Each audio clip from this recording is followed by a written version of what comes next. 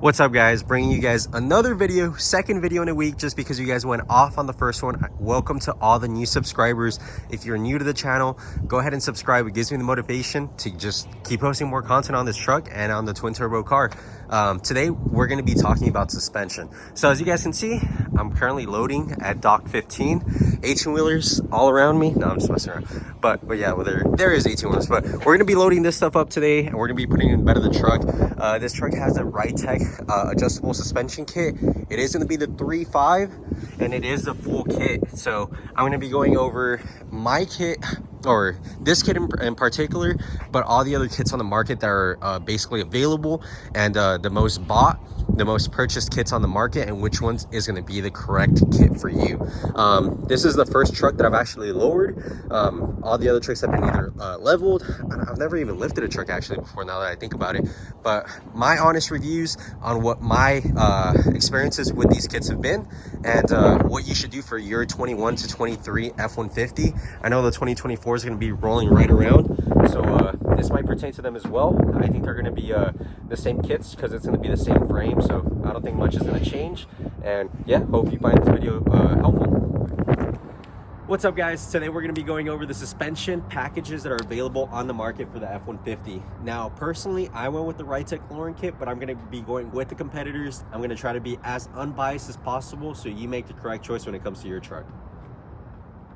All right, so the first one on the list is going to be the IHC kit. They're located in the Rio Grande Valley. They put out some quality products, and they're actually going to be at the bottom tier when it comes to price on these kits. They do come with 3 different options. They're going to come with a 3.5 street kit, they're going to come with a 3.5 performance kit, and a 4.6 street kit. Depending on how low you want to go, you go ahead and select that. The cheapest kit is going to be the 3.5 street kit, coming in at $1,050 or $1,050. 1,050, whatever. It is going to be the cheapest, and it does come with all the necessary components that you do need to drop the truck. There is an additional cost if you do want it. It's going to be the adjustable upper control arms. I don't think that's standard with this kit. I would go ahead and recommend it, so you can go ahead and correct that camber, so you don't wear your tires prematurely. The second kit I want to talk about is going to be the performance kit that IHC puts out. This has a QA1 suspension, front struts and shocks in the back. QA1's been around a long time, especially in the racing scene. So this is really going to be a quality product that IHC and QA1 are working with together. I feel like you personally can't go wrong with this kit. It is going to be one of the pricier ones, right around $2,600 for that cost. I might go with one of the other competitors that we'll talk about a bit later. And then when it comes to the 4.6 Lowering kit, very comparable to the 3.5. The only difference is just going to be ride height. And when it comes to reviews in the forums from people and from friends, they are going to be a bit squeaky. As far as ride quality, it isn't going to be the best. It's bouncy. Most of the people are switching to Fox shocks in the rear to get a better ride when it comes to these kits. But it is, I mean, you get what you pay for. It is going to be on the bottom market, or on the bottom price, tier price, whenever it comes to other kits on the market. So if you're just looking for looks and you don't really care about ride quality, then go ahead and spend $1,050 to have bouncy ride quality. Me personally, I would save up a little bit more to get one of these other 2 brands that we're about to talk to, and let's go ahead and get into these other brands. All right, getting into the second brand that we're going to be talking about today is going to be VAS Specialties. They're out of Houston, so also a Texas company. This kit itself is going to be the best one, hands down, for performance needs. So if you're trying to go fast in the quarter mile, you're trying to go fast in a straight line, basically, VAS Specialties, you can't go wrong with it. They really proved themselves with the Gen 3 F150s, or the Gen 3 Coyotes, the 18 through 20. All the fastest trucks basically had this kit. It is going to be a pretty standard-ish pricing for this kit. It's going to be right around $1,700 for the kit. The only additional things that you can get that I forgot to mention with IHC and also Ridetech offers is going to be traction bars.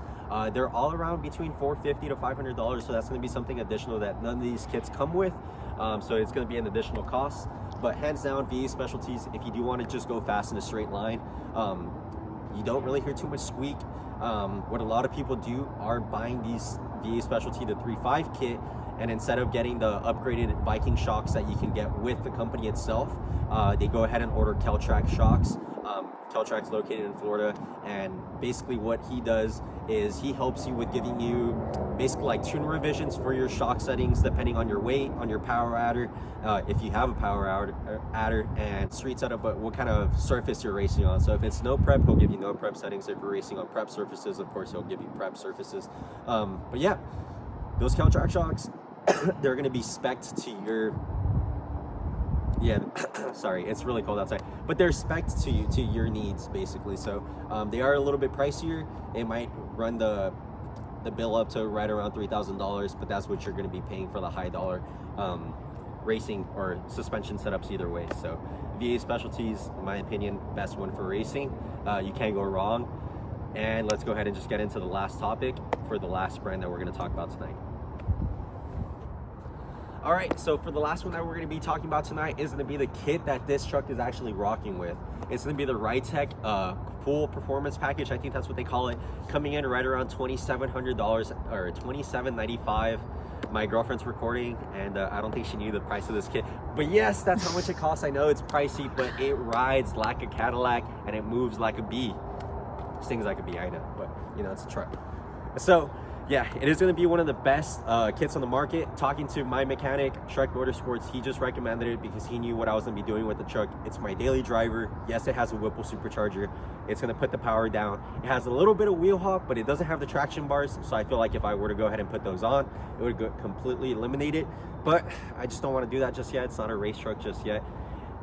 If that's the case, I might just sell this kit completely and go to a VAS specialty kit later on in the future. But for now, the Ridetech is what I want, and it checked off all the lists for me.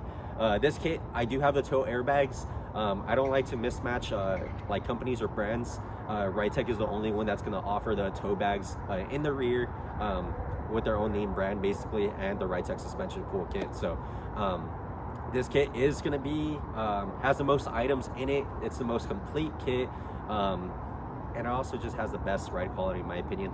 It does have adjustable shocks. I think this is the only one that comes with adjustable shocks other than the IHC QA1 performance package kit. So yeah, this is how it sits right now. It is adjustable.